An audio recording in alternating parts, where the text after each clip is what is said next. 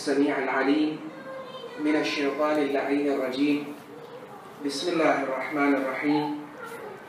الحمد لله الذي لا يبلغ مدحته القائلون ولا يحصي نعماءه العادون ولا يؤدي حقه المجتهدون، الذي لا يدركه بعد الهمم ولا يناله غوص الفطن، الذي ليس لصفته حد محدود ولا نعت موجود ولا وقت معدود ولا أجل ممدود، فطر الخلائق بقدرته ونشر الرياح برحمته ووتد بالصخور ميدان أرضه، والصلاة والسلام والتحية والإكرام على سيدنا ونبينا وحبيبنا وشفيعنا وطبيب نفوسنا وسندنا ومولانا أبي القاسم محمد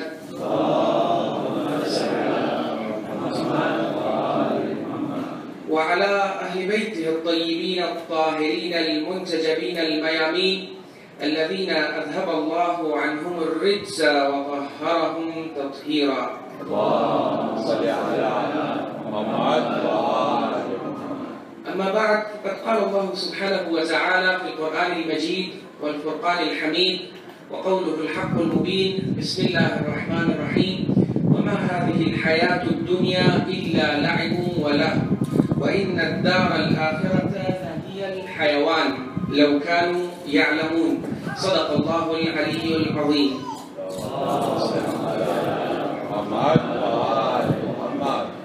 My respected elders, my dearest youngsters, brothers and sisters in Iman, tonight we are all gathered here for the majlis that has been organized for the Isale Thawab of Marhum Gulamhussein Karmali, who was a truly outstanding and remarkable personality that our community was blessed with.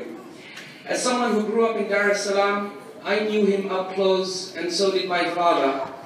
And that's why the news of his death came as a real shock to all of us, and is a source of great grief in our hearts.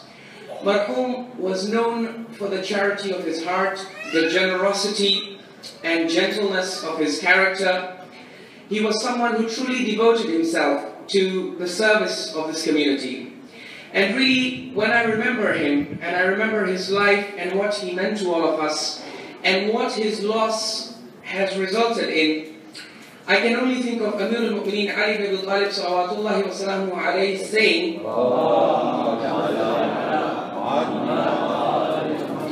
in which he describes a successful life from the Islamic perspective. He says, خالط الناس مخالطة إن عشتم معها حنوا إليكم وإن متم بكوا عليكم. He used to say, strive to lead your life in such a way, live amongst people in such a way that as long as you are alive, your character and your personality should be so fragrant, it should be so appealing that people should crave for your company. People should enjoy your company, they should yearn for it. And when you die and leave this world, you should leave such a vacuum that people should actually remember you for your contributions, for your sacrifices, for your deeds. Marhum indeed fits this paradigm.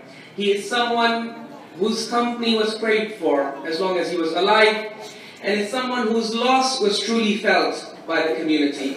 Because the manner in which he contributed, and the akhlaq and humility that he displayed, and the concern that he had for the less privileged and less fortunate people of the community, as well as those outside the community, is something that will always stay with us and that we will always remember him for. And indeed, the passing away of personalities like this reminds us of the universally acknowledged Quranic reality, which Allah subhanahu wa ta'ala announces in 3 different places in the Quran.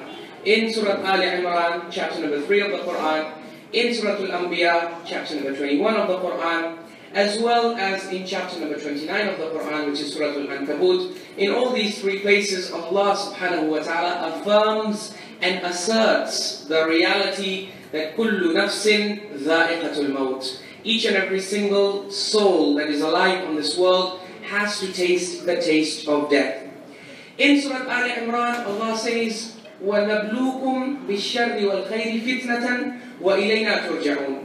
The aim and purpose of this life is for us to test you, to see whether you do good or whether you are disobedient. Ultimately, your return is to Allah subhanahu wa ta'ala. One of the most unique and significant aspects of this reality of death is that we find as human beings, we are very argumentative and contentious people. It is very difficult to find two human beings who agree on everything. And that's why humanity as a whole is often unable to arrive at consensus or unanimity, even in the most central of things. Even in the sciences, we have differences of opinion. Even within jurisprudence, we have differences of opinion. We have a lot of disharmony and incoherence when it comes to opinions and views. But the unique reality about death is that this is one thing on which all of humanity is united.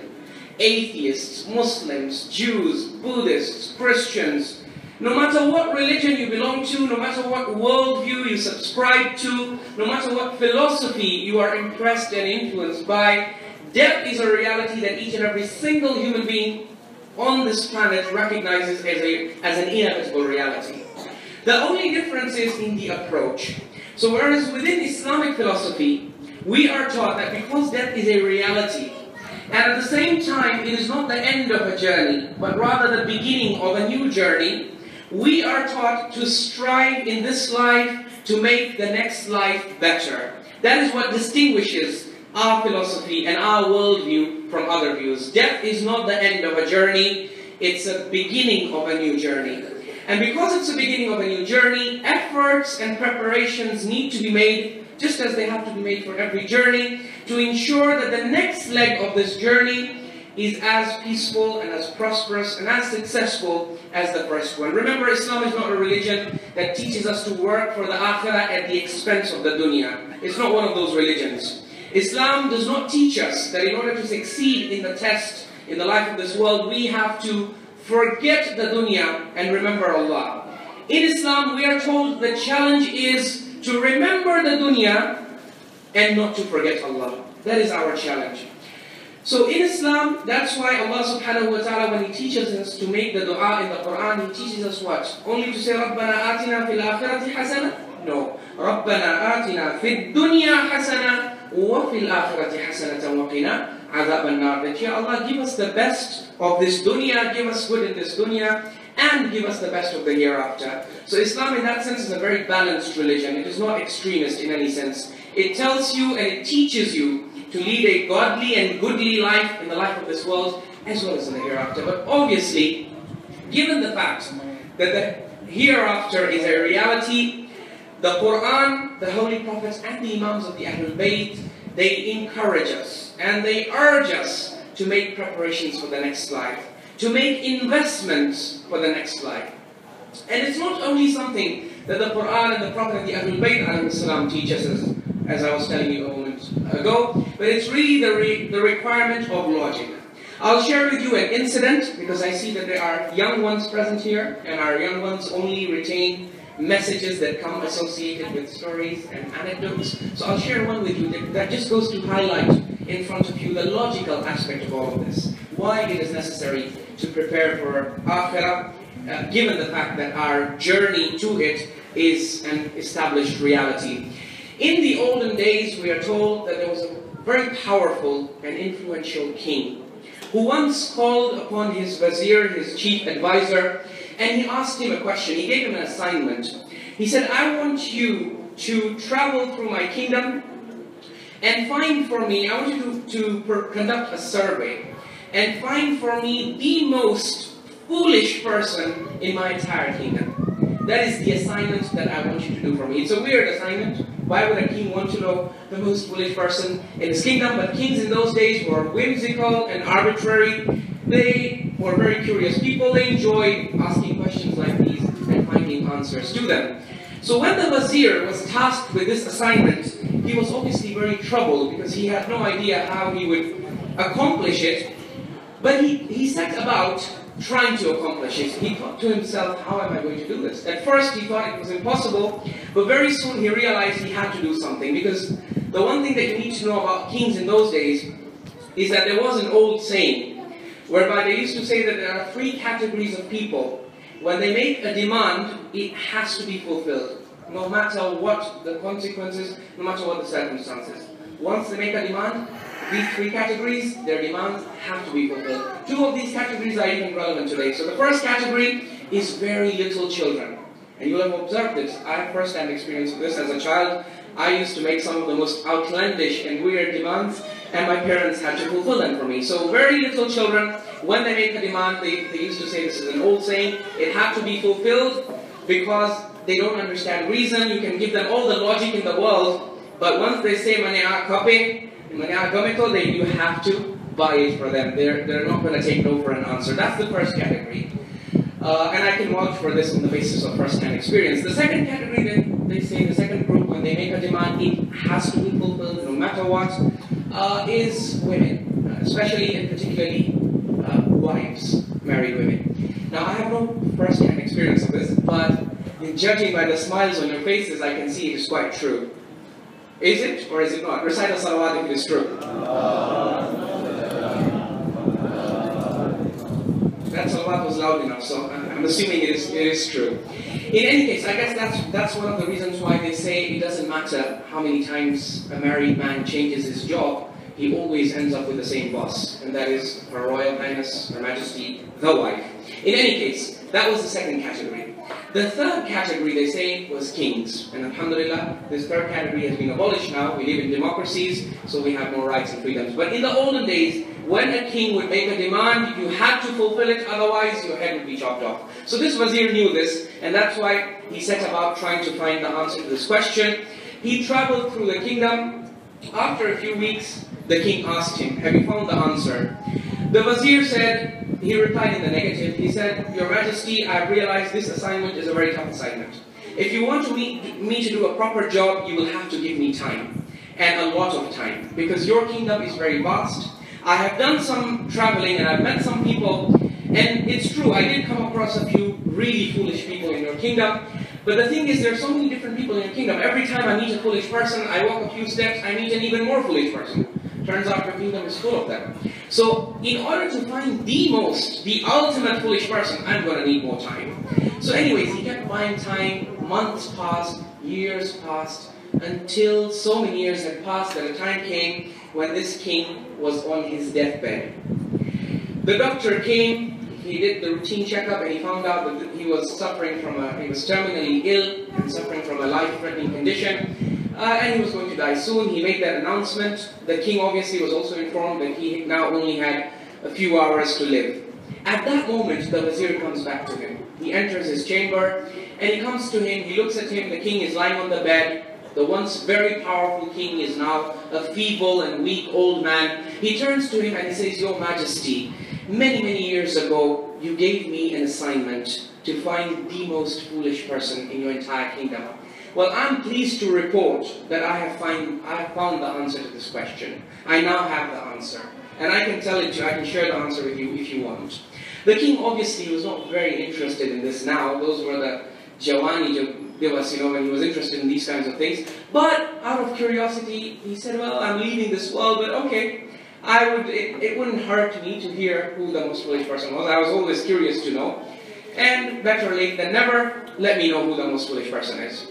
The wazir said, after having traveled and encompassed your entire kingdom, city by city, province by province, I have come to the informed conclusion that the most foolish person in this entire kingdom is you, Your Majesty, yourself. The king was really shocked.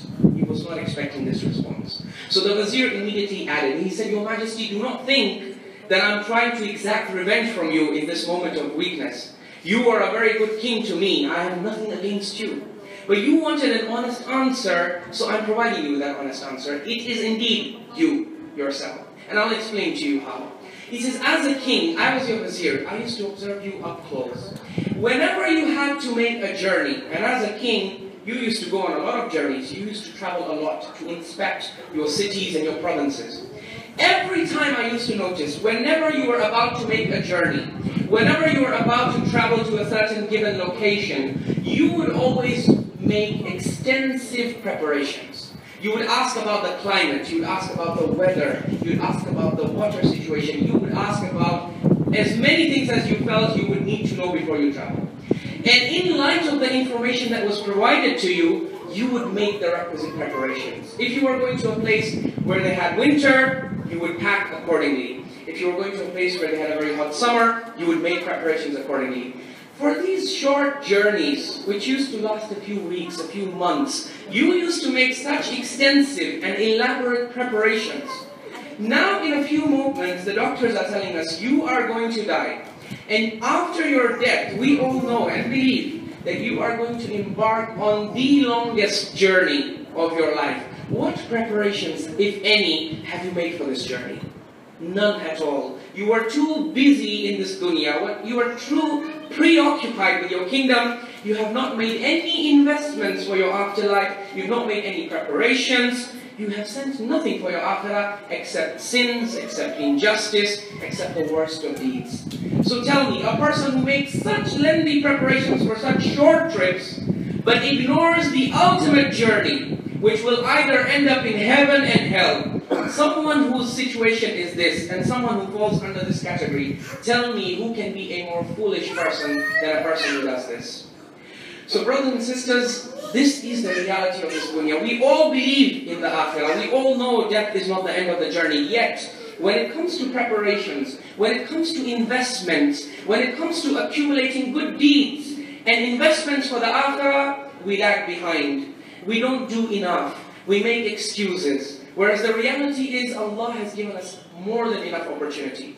On the Day of Judgment, Allah gives us a scene from the Quran where the sinners and wrongdoers are begging Allah subhanahu wa ta'ala. In Surah Fatir, chapter 35, you look at verses 25 onwards. Allah describes the scene.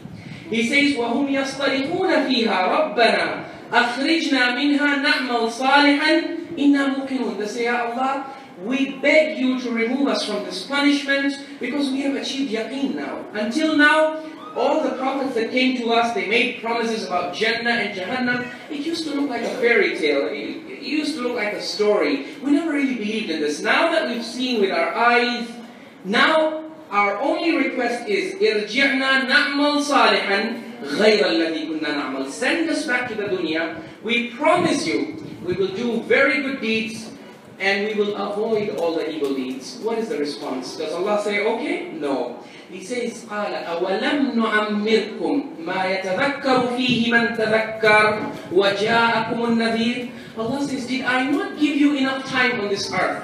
Did I not give you enough of a lifespan in which a person who has common sense and who has aql can understand what he needs to understand in order to succeed in this test? Did I not give you enough time? I did not put you on this earth for 2-3 days or 2-3 months. I put you for years. I blessed you with an intellect. With this intellect and this brain power, your brain was so sharp you are able to peer inside an atom and discover electrons and neutrons and protons and subatomic particles. With this intellect, you were able to design instruments that could enable you to view far away galaxies which were suspended in outer space. You had such amazing brain power and such great intellectual horsepower, and yet you never used it and you never applied it to ask yourself what your purpose is here, what your goal is here, what is required of you. As Allah says in the Quran, أَفَحَسِبْتُمْ أَنَّمَا خَلَقْنَاكُمْ عَبَثًا وَأَنَّكُمْ إِلَيْنَا لَا تُرْجَعُونَ. That you think we have created you in vain, we have created you without purpose, and that you will not be returned to us? What were you thinking? So Allah subhanahu wa ta'ala, this is the response He gives. أَوَلَمْ نُعَمِّرْكُمْ مَا يَتَذَكَّرُ فِيهِ مَنْ تَذَكَّرَ وَجَاءَكُمُ النَّذِيرُ. Did I not give you enough time on this earth? The answer is, of course, we gave you. So then Allah says, فَذُوقُوا فَمَا لِلظَّالِمِينَ مِن نَصِيرٍ. Allah says, so taste now the consequences of your negligence and your ignorance and your oblivion. Taste the consequences, because there are no helpers today for those who have done wrong. So Allah subhanahu wa ta'ala has warned us amply, and it's all up to us. Amir al-Mu'mineen Ali bin Talib salawatullahi wa salamu alayhi, he used to say that Allah subhanahu wa ta'ala has given you, as long as He has given you health, as long as He has given you life, as long as you are breathing, the clock is ticking and the a'mal that you're doing are being written and recorded. He says, collect and assemble as many good a'mal as you can before a time comes when you're not capable of doing these things anymore.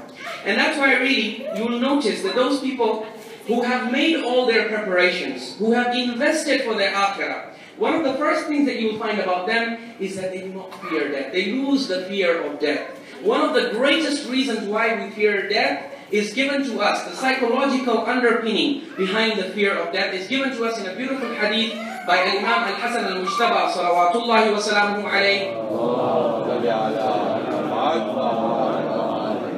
whereby we are told that a person once came to him and asked him, Ya ibn Rasulillah, ma baluna nakrahu al-mawta wa la nuhibbu? Qala innakum ammartum dunyakum wa kharrabtum akhiratakum فَإِنَّمَا تَكْرَهُونَ النُّقْلَةَ مِنَ الْعُمْرَانِ إِلَى الْخَرَابِ.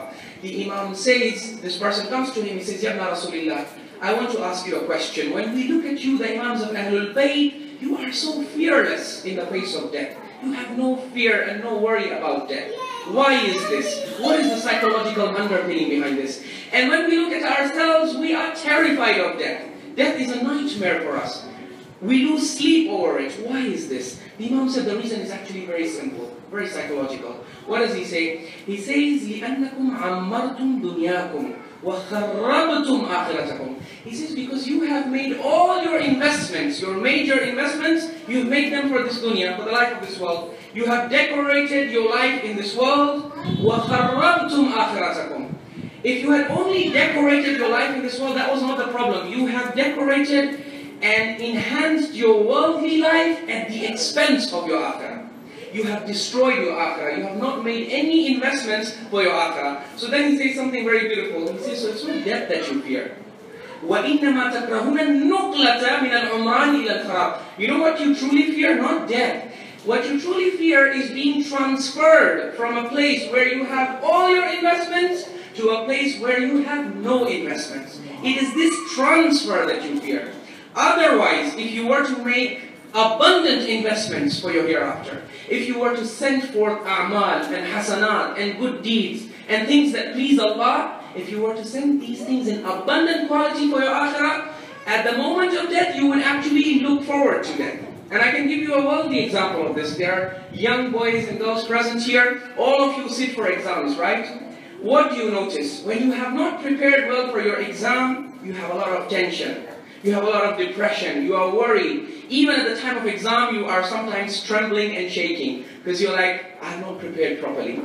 But when you notice that you start preparing your exam well ahead in advance, right? Sometimes our young people and our youths think, akhirat, we have so much time, when we'll become 60, 70, Buddha Tasoto, then we'll do Hajj and we'll do Tawbah. But look at good students in this dunya. Do you think they wait for the last moment to study, or they start studying well ahead in advance? You'll notice all the bright students who come first in class, it is their policy and it is their approach, they always start studying well ahead in advance. And what is the benefit of that? What is the fruit of that? When you start preparing for exam well ahead in advance, what happens is by the time exam time comes, you're actually looking forward to sitting for the exam. You're literally full of energy, you're all hyped up, you can't wait to put into that paper. And you just want to destroy and demolish that paper because all the knowledge is in your head and you just want to spill it out. So you actually enjoy the process of being examined. You enjoy the questions. I remember this myself. When we used to look at exam questions, we used to get excited. This question, easy, come on, easy. Or lemon squeezy. I can do this, I can destroy this question. So why? Because you are prepared. The same thing applies to the hereafter and the life of the hereafter. If you prepare for this, and remember, Allah subhanahu wa ta'ala, what does Imam Ali alayhi salam tell you in Dua Kumayt? He tells you that Allah is Sari'ur Rida, meaning as an examiner, He's not difficult to please. He is very easy to please. Sometimes, unfortunately, the way religion has been conveyed to us, we are always terrified because the Maulanas, they always scare us. Ya Qabar Mazhab Chain, Munkar Nakir and all that. It is true. The Prophet was sent as Nadhiran, but also Bashiran. Allah subhanahu wa ta'ala, He wants you to know about Him, as He tells you in Surah Al-Hajj. He says, نَبِّئْ عِبَادِي أَنِّي أَنَا الْغَفُورُ الرَّحِيمُ وَأَنَّ عَذَابِي هُوَ الْعَذَابُ الْأَلِيمُ. Allah wants you to know that there are two sides to this equation. He has a carrots and sticks policy. He is not inclined towards punishing and retribution. He says, O Prophet, inform my servants that Anni Ana al-Ghafur Rahim, that I am a very forgiving and very merciful Lord. And yes, at the same time, my punishment is also very severe. But notice how when it comes to rahmah and maghfirah, Allah makes a name for him out of it. Yani he says, Anni ana al-Ghafur and Rahim. Ghafur and Rahim is a name of Allah. It is one of the Asma'ul Husna. So from maghfirah, which is forgiveness, and rahmah, which is mercy, he makes a name out of it. He associates it with his essence. The names of Allah are not separate from his essence. The sifat of Allah are not separate from his essence. So the message is, rahmah and maghfirah, forgiveness and mercy, this is part of my essence. But when it comes to his punishment, normally you would expect he would say that وَأَنِّي, just as he says أَنِّي أَنَا الْغَفُورُ الرَّحِيمُ, he makes a name out of rahmah and maghfirah. He would make a name out of adab, that he would say إِنِّي أَنَا الْمُعَذِّبُ الْمُؤْلِمُ, that I am the very terrible punisher. But he does not make a name out of his punishment. He says وَأَنَّ عَذَابِي هُوَ الْعَذَابُ الْأَلِيمُ, that my punishment is severe. But he does not make a name out of the punishment. He does not associate that punishment with his essence. Meaning what? It is not his essence to punish. He does not like to punish. He does not desire to punish. Rather, he only punishes as a secondary thing. Punishment is a secondary thing associated with Allah. What is associated at the level of essence is maghfirah and rahmah. That's why he announces himself. He says, Sabaqat rahmati ghadabi. My rahmah comes before my ghadab. My mercy supersedes and envelops and overshadows my wrath and my punishment. Even, you imagine, this is unbelievable and mind-boggling. Even when he sends Musa alayhi salam to a tyrant, evil dictator like Fir'aun, what does he tell him? First of all, he tells him, قُولَ لَهُ قَوْلًا لَيِّنًا, speak to him softly. Ya Allah, he's Fir'aun. He is such a tyrant. He says, no, speak to him softly and kindly. لَعَلَّهُ يَتَذَكَّرُ أَوْ يَخْشَى. Maybe he might listen to you. Maybe he might change. And then in Hadith al-Qudsi we are told, Allah subhanahu wa ta'ala says to Musa alayhi salam, he says, وَأَخْبِرْهُ أَنِّي إِلَى الْعَفْوِ وَالْمَغْفِرَةِ وَالرَّحْمَةِ أَقْرَبُ وَأَسْرَعُ وَأَمْيَلُ مِنِّي إِلَى الْعَذَابِ وَالنِّقْمَةِ وَالْغَضَبِ. O Musa, you are going to Fir'aun. And yes, he's very sinful. Yes, he's very evil. But tell him and make sure you remind him that I, Allah, I am way more inclined towards showing mercy and forgiving and showering my compassion and my consideration and my leniency. I am way more inclined towards this than I am towards punishing and exacting retribution. Even to a person like Fir'aun, this is Allah's message. I'm ready to accept you whenever you are willing to be accepted, whenever you are willing to come back. And that's why really, he has given us this amazing lifeline that we get in this hadith when shaitan, you find when shaitan was expelled from the domain of Allah's mercy, he challenged Allah. He made a promise to Allah subhanahu wa ta'ala. He said, وَعِزَّتِكَ لَا أَبْرَحُ أُغْوِي عِبَادَكَ مَا دَامَتْ أَرْوَاحُهُمْ فِي أَجْسَادِهِمْ. He said, Ya Allah, I swear by your might, that now that you've caused me to become disappointed because of this Adam, I swear by your might that I am going to continue misleading and misguiding the descendants and children and progeny of this Adam for as long as their souls are in their bodies. I will be ruthless and relentless. I will come after them like anything. And I will not take no for an answer. And this is true. You can see Shaitan is fulfilling his promise. But then he knows. If one thing doesn't work, he'll come at you from another door. He'll keep coming. He doesn't give up hope in you. Because that's his promise. So he promises Allah, he says, Ya Allah, I swear by your might, I will continue to misguide your servants for as long as they are alive. For as long as their souls are in their bodies, I will come after them. Allah subhanahu wa ta'ala responded to this with a counter challenge, with a counter promise. He said, Shaitan, you swore by my might that you will continue to misguide my servants for as long as their souls are in their bodies, right? Well, listen to my counter promise, my counter challenge, which is what? He said, وَعِزَّتِي وَجَلَالِي لَا أَزَالُ أَغْفِرُ لَهُمْ مَسْتَغْفَرُونِي. He said, I swear by my might, my majesty, and my honor that I will continue to keep on forgiving them for as long as they keep on coming to me and seeking my forgiveness.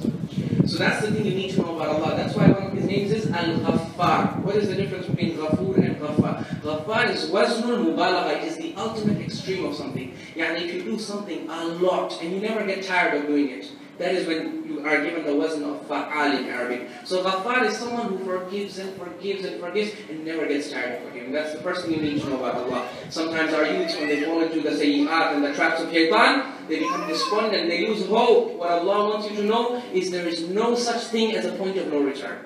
There is no such thing. Allah's mercy is so vast. If it can encompass a person like Al-Hur ibn Yazid al-Riyahi, a person responsible for Imam Hussein being in Karbala, if such a person can be saved by the rahmah of Allah through the connection of the Ahlul Bayt, then no one can say after this that I am too sinful for Allah to accept me. Allah gives an open declaration in the Quran in Surah Al-Zumar when He says, قُلْ يَا عِبَادِيَ الَّذِينَ أَسْرَفُوا عَلَىٰ أَنفُسِهِمْ لَا تَقْنَطُوا مِنْ رَحْمَةِ اللَّهِ إِنَّ اللَّهَ يَغْفِرُ الذُّنُوبَ جَمِيعًا إِنَّهُ هُوَ الْغَفُورُ الرَّحِيمُ. That all those of my servants who have wronged themselves, who have transgressed the limits, crossed the boundaries, specifically Allah addresses them, the sinful servants. He says, لَا تَقْنَطُوا مِنْ رَحْمَةِ اللَّهِ. Do not despair in my mercy, do not lose hope in my mercy. إِنَّ اللَّهَ يَغْفِرُ الذُّنُوبَ جَمِيعًا. Because verily I have the power and the ability to forgive all sins. It doesn't matter how big it is. If you come to me with sincerity, with ikhlas, I will forgive you. And that's why Allah subhanahu wa ta'ala, the last point I'll share with you before I come to the Gham Bayan, is that Imam Zayn al-Abidin salawatullahi wa salamu alayhi, he used to say, if you look at the policy of Allah, He has mathematically made it impossible for a normal, good person to go to Jannah.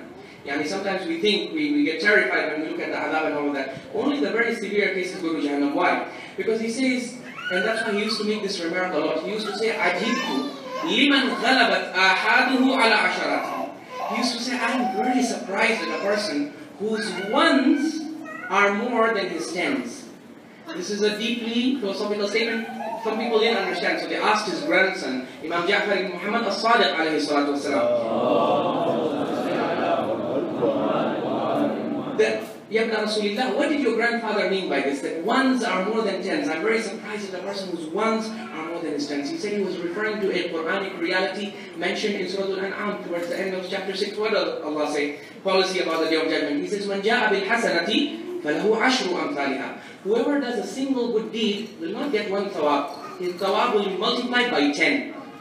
وَمَنْ جَاءَ بِالسَّيِّئَةِ فَلَا يُجْزَى إِلَّا مِثْلَهَا. Whoever does an evil deed, guna should also be multiplied by 10. But no. Allah says, you do evil deed, times 1. I will write it only once. You do a good deed, I will multiply it by 10. So the Imam is saying, every good deed that you are doing, it's being written 10 times. Every evil deed you are doing is written only 1 time. Now imagine, to go to Jahannam, your evil deeds have to be way more than your good deeds. Now for your evil deeds to be more than your good deeds in number, they have to be 10 times more than the good that you've done.